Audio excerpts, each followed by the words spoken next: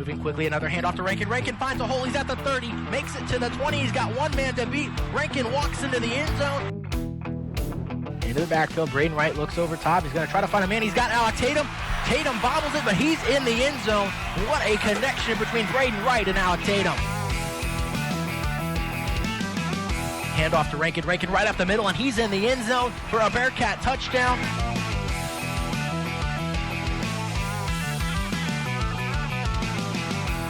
You that the views expressed in today's show do not reflect the views of KZLX, KNWT, or Northwest Missouri State University. Thanks for tuning in and enjoy the show. Sports Kickoff here on X106. Jacob Blair, Andrew Botwick, Nolan Brooks, and Austin McNorton with you. You know what that means, guys? We're all back. It's been a while since we've all been here. Yes, sir. That's mostly my fault, but it's been a while. It's all good. It feels like I've been gone for like months at a time, but it's only been a couple weeks, so I'm glad to be back in the booth with you guys. Yeah, it's good to be here. Unfortunately, Sam Steinmeier will have to fill the sub duties again. We're not going to be here for long. Yeah, it's we're here, but not entirely all right. that long. So we'll get started. Bearcat football, unfortunately, took their first loss of the season last weekend to Nebraska Kearney. A little bit of a struggle there for them offensively. Nebraska Kearney, I think they're also a better football team than everyone's given them credit for.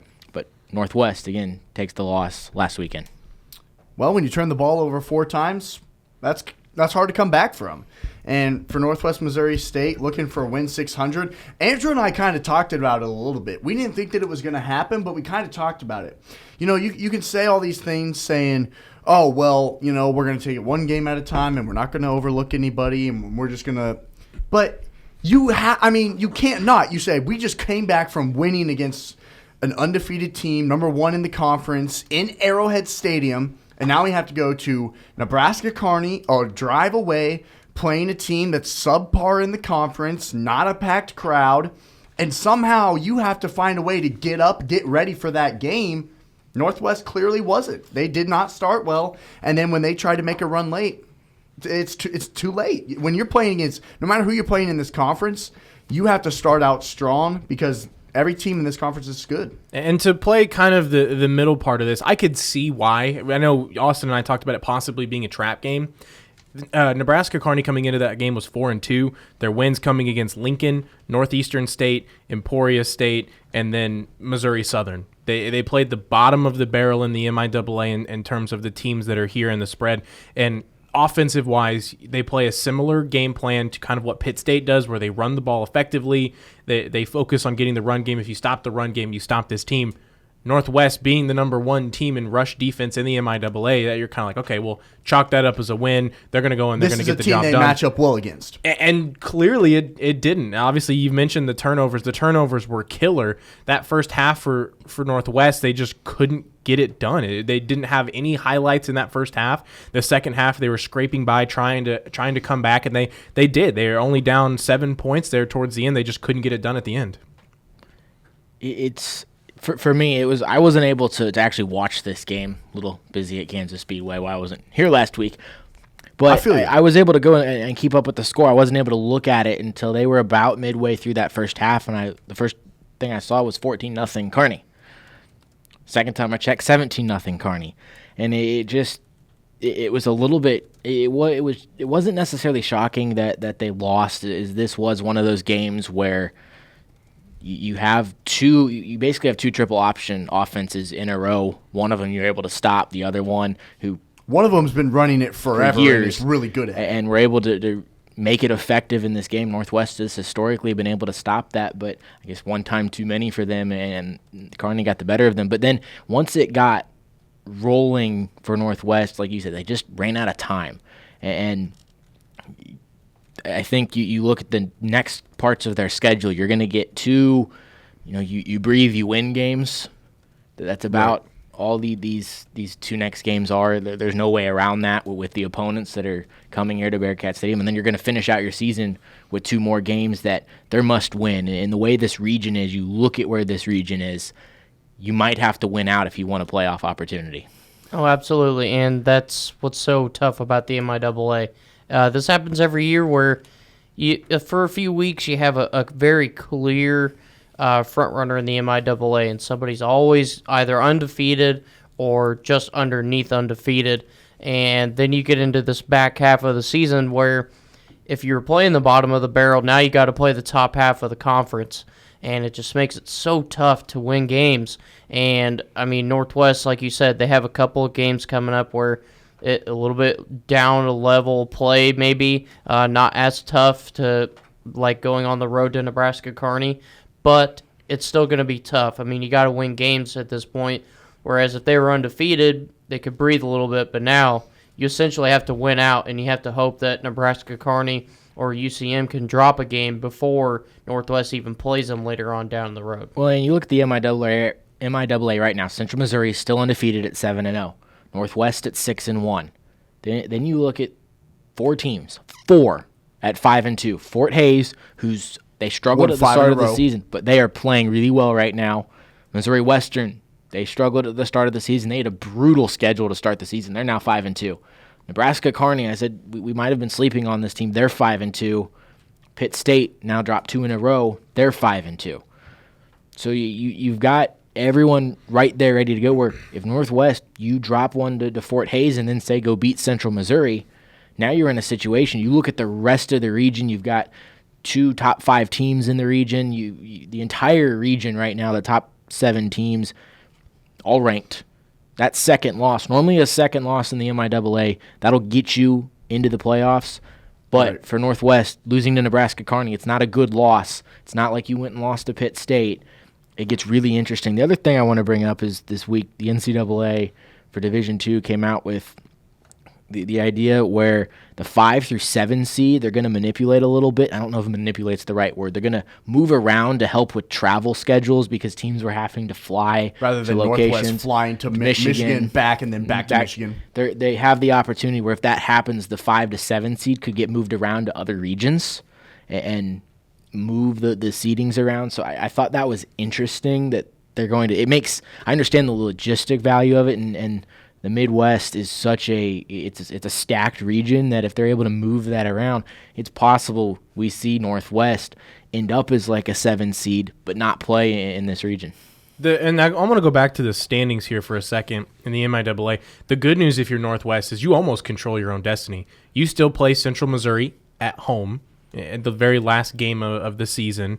You play Fort Hays State still, which is the team that's right behind you at 5-2, and you own tiebreakers on 2 of the other 3 teams. So the only other team you have to worry about is Nebraska Kearney sitting at 5-2. Every other team in the MIAA, you either play to kind of get in at that number 1 spot, or you already have the it. MIAA does something weird where there's no tiebreaker. There's just co-champions.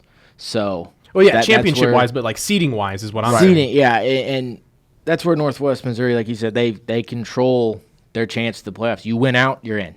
It's that simple. You don't win out, the one loss probably needs to come against Central Missouri if you want a chance to make the playoffs. I think that's a really good point, Andrew, in looking at the rest of the conference. You're not saying, oh man, I hope Fort Hays loses to Washburn or something like that. It's like because these teams are playing really, really well right now. I mean, we look at that game like UCM traveled to Emporia State. They were right there. They were tied at halftime. Good teams find a way to win. Fort Hays goes down to Pittsburgh on Pittsburgh's homecoming. They find a way to win.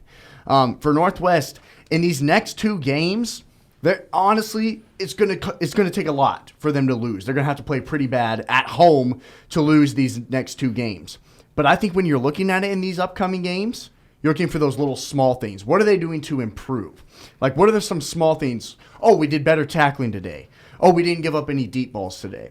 Oh, we did a good job of establishing the line of scrimmage and opening up running lanes. So that when you travel to Fort Hays, when you host UCM in those last 2 games of the season, you're saying, you know what, we're feeling confident coming into these games rather than saying, man, we have not been playing well and now we have to go to Fort Hays and they were potentially winning 7-8 in a row. That's scary and you don't want to be put in that situation. And now you look at the national rankings as well. And we talked about the region and why it's so important Absolutely to win brutal. out and why you could be in a situation where one loss could knock you out. Ferris State, number 2 in the country, this region.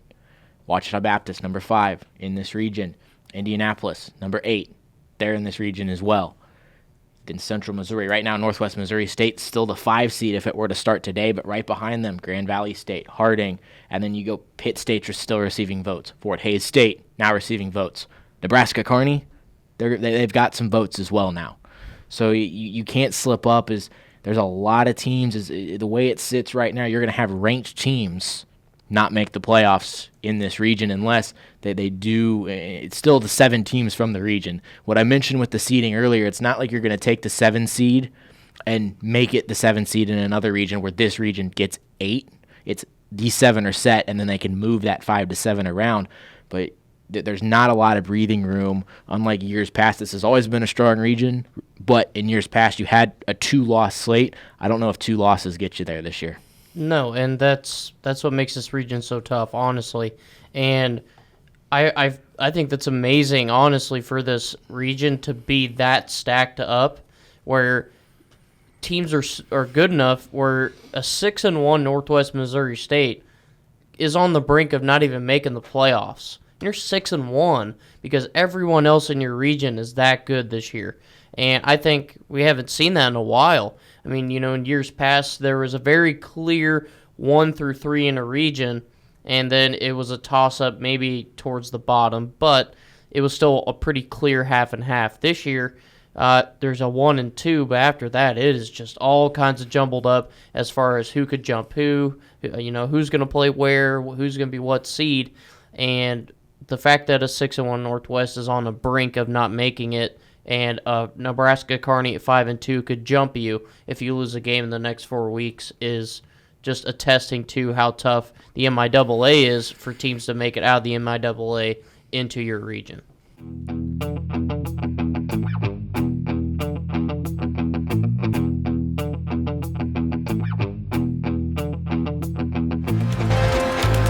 Welcome back to the Weekend Sports Kickoff here on X106, also streaming live on the KNWT Channel 8 Facebook page. Jacob Blair, Andrew Botwinick, Nolan Brooks, Austin McNorton with you. During break, we learned Austin thinks he's an introvert. That is I think he wrong. got that backwards. Austin's also not going to be here for Off That's My Austin's Rocker. office. That's Austin's office There we rocker. go. So I'm picking the Jets. Austin's an introvert. We've got college basketball. Yes. I love it. Preseason poll out this week. Michigan State, number 1, received 60 first-place votes. Kentucky, number 2, with 2 first-place votes. Kansas, number 3, with 3 first-place votes. Duke and Louisville round out the top 5. Any surprise in that top 5? Michigan State, I think, to me, is, as the first-place votes kind of put it, the clear-cut number 1. A lot of they've got some experience there. It's not a lot of freshmen. So I think that's the right pick there. I mean, Cassius Winston, period. I mean, he's coming back. I mean, he was a candidate for the National Player of the Year last season. And then, more importantly, and a lot of people are kind of like, oh, well, who else? Joshua Langford's coming back. He was on injury last season, and he was supposed to be their best player last year. But he didn't play because of injury, so he's back. And this team's just going to be so good. And whereas, like, last season, they were young and they had Winston. Now they're experienced. They have played in the Final Four, and Cassius Winston's coming back. I understand the placement at number 1. And honestly, I feel like that's what's kind of rounding out this whole top 5. You have a lot of returning guys, a lot of experience coming back to the court, especially Kentucky. I mean, they had a lot of sophomore players that are now going to be experienced junior guys. Which is weird for Kentucky. Exactly. Normally, they are one-and-dones, ship you out, bring in the next freshman class, get them prepped for the NBA. But now they have experience. Same with Duke. I mean, Duke did move a couple of guys out, but their recruiting class was very, very good. A lot of experience in a recruiting class, which is very rare. And I think 4 spot is good for Duke. The surprise in the top 5 for me was Louisville. Louisville hasn't been, worth any news in a couple of years after the whole Rick Pitino situation going on. But I was telling Austin this the other day on the show. Whoever's doing their recruiting and getting this team revamped to be a top 5 in the country in the preseason, they're doing a good job, and they're working hard in that program. And, Louisville getting quite a bit of points, and they didn't get any first-place votes, but that's probably the biggest surprise for me in the top 5. And then you go through the backside of the top 10, Florida at number 6, Maryland at number 7, Gonzaga at 8, North Carolina at 9, and then Villanova at 10. For me, 6 and 7, a little bit of a surprise there. But that's the hard part about college basketball preseason is all the new players, all the recruits. You don't know how they're going to fit in systems. So it's more so than anything else really with college sports. It's those first rankings are so, I mean, it's completely on paper.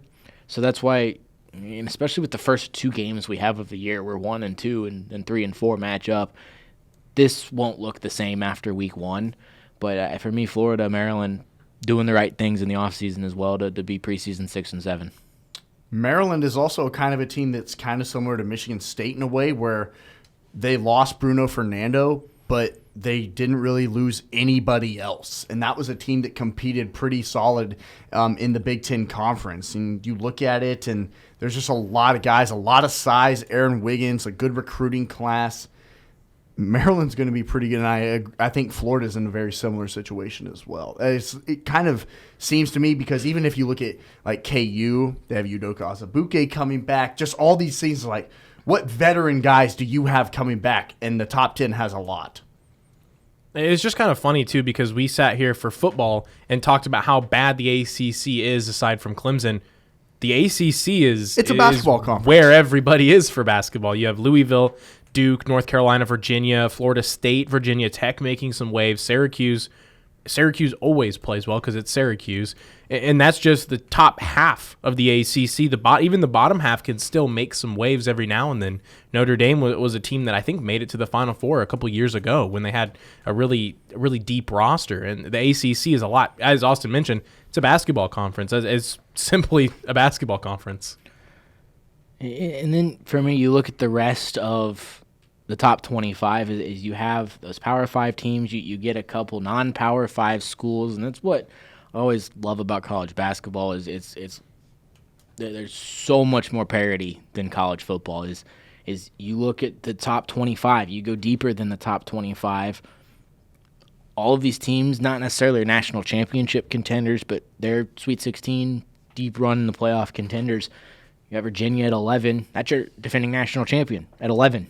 And Texas Tech is at 13. That's your national champion runner-up. And in between that, Seton Hall. Right. Just the difference, and you've got up-and-coming programs. You've got the Blue Bloods. You've got these teams that aren't necessarily basketball schools. Memphis, they're at 14, number 1 recruit in the country, playing there this year. Oregon at 15, Baylor 16, then Utah State at 17. Just the parity of that. You have St. Mary's at 20, and then just some of the teams getting some love, receiving votes that aren't necessarily there. Davidson, they're receiving not a lot of votes, but enough that they That's were there. what we're talking about. Harvard, they received some votes, and then some schools that received just a few votes, but they're on the list. Someone thought they were good enough to be in the top 25, Vermont.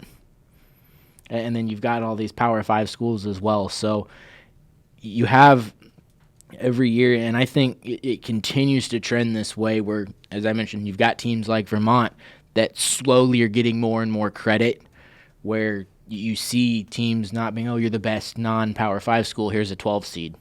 You're starting to see those teams get some more love in the top 25 in the tournament as well. So to me, the big thing of the preseason is, the Blue Bloods are at the top, but there's a lot of mix in with some schools that aren't usually there, some schools that usually are, and it's going to be a fun season. Well, and something else that is attesting to this. The reason the Blue Bloods are up there at the top, they had a lot of guys return, and that's unusual because with most of the teams you're looking at with Michigan State, Kentucky, KU, Duke, Louisville even, a lot of those guys that are used to one and dones or 2 years at max, and then they leave for the NBA. Now these teams have returned a lot of guys, and that's why you're seeing them stacked up so much. In recent years, you'd see them staggered around a little bit. You saw Duke start out a season at 10 before, where they had lost a lot of guys, and then they kind of move around, bounce around. Same with Kentucky. This year it makes perfect sense because they returned so many guys. but it also attests to what you're talking about, Jacob, where you have so many of these smaller non-Power 5 teams that are have made a name for themselves in the tournament per se, and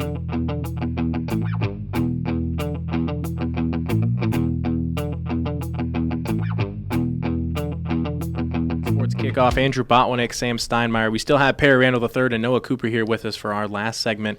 And before we get into our off-the-rocker takes, and Jacob kind of wrote this down, so there's a word in here that's going to be very telling that Jacob wrote this.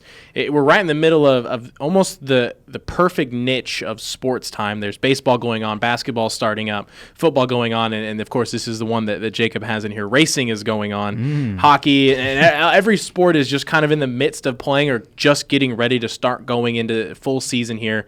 And is this really the greatest sports time of the year, just this late fall? You still got the edges of high school football even. You've got college football in the middle, NFL, and you've got NBA basketball right before high school. College is getting started back up here this week. We're getting ready to get into it. I think once college basketball, once that season starts, I think then it's really the best time to be a sports fan. And if you're not a sports fan during this time, what do you do? What do you do with your life? What about my golf people, man? Yeah, they golf? can't get no love. Their season's going on right now too. They're getting ready to finish up too. There's your golf people. Wow. They're watching still golf. playing. So- They're watching Tiger tee off. All right. We're right in the middle of it. There's a lot of stuff going on in the sports world, but we're going to get right into our off the rocker. Everybody should know how it goes. We've had you guys both on it last week as well. We got our statements ready to go, and then whoever will kind of agree or disagree to see who's on the rocker, who's off the rocker. Sam, we'll go ahead and start with you. All right, well, I didn't know Noah and Perry would be here, but it's perfect because I got a basketball one. I had NBA. We've talked about the Clippers being the best team in the NBA right now, and, rightfully so they are. But, Paul George with Kawhi Leonard, Paul George couldn't get out of the first round with Russell Westbrook. And this year he's not doing it with Kawhi Leonard. The Clippers will be a first-round exit in the NBA playoffs. Ooh. What you been sipping on today? Am I next? No, we argue it discussion? back and forth to try and. I mean, by that reaction, I think I know. Yeah, we know where Perry's going. Speechless. See, I like the facts that you bring up with that, but Kawhi Leonard's a different breed. He's going to take teams a lot further than a lot of other named players have done in previous years. Kawhi Leonard is just a leader offensively, defensively. He's a two-way player. Yeah, man, you saw what the Raptors were able to do last year with Kawhi Leonard on the squad compared to without Kawhi Leonard on the squad. The difference that it was between DeMar DeRozan and Kawhi Leonard. Yeah, you had the development of those other guys as well, but I mean, you saw what he was able to do, and this Clipper squad just on paper without Kawhi Leonard compared to that Toronto squad last year without Kawhi Leonard, I'm taking this Clippers team, and I think Kawhi Leonard just helps them either way. You had the addition of Paul George too. Oh, come on, man. I just think defensively they're unstoppable. I mean, there are going to be nights where they have a guy like Anthony Davis on an opposing team where they might struggle with. But at the same time, as long as because you can't really stop a guy like Anthony Davis, but if you can contain him and then you neutralize everybody, and basically that's what they did to LeBron, because LeBron clearly didn't see too much of anything from that defense that he could take advantage of. So as long as that they played their style of basketball as far as defensively, I think that nights where they have Lou Will that can go off for 40 off the bench, and then there's nights where Paul George can get you 30, and all you need from Kawhi honestly is probably good 20, because he doesn't really need to score that much once Paul George comes back. I just see that the Clippers, they're probably going all the way. I'm just saying, playoff P hasn't really been very good in the past. In OKC, Paul George, he wasn't great in the playoffs. So, but if he isn't good, he does have Kawhi Leonard. So it's homecoming weekend, so I need whatever you've been drinking, and I'll just go from there. I think it's all agreed you're off your rocker on that one. Perry, what do we got? You got one? Oh, I just had it. It slipped my mind. You want me to skip over to Noah? Go You get it back? skip over, man. All right, so I was going to say this one last week. We didn't have quite enough time. I wanted to get two in. And now, it makes it look like this is just a reaction of what had happened. But I was going to say I don't think the Warriors are going to make the playoffs this season.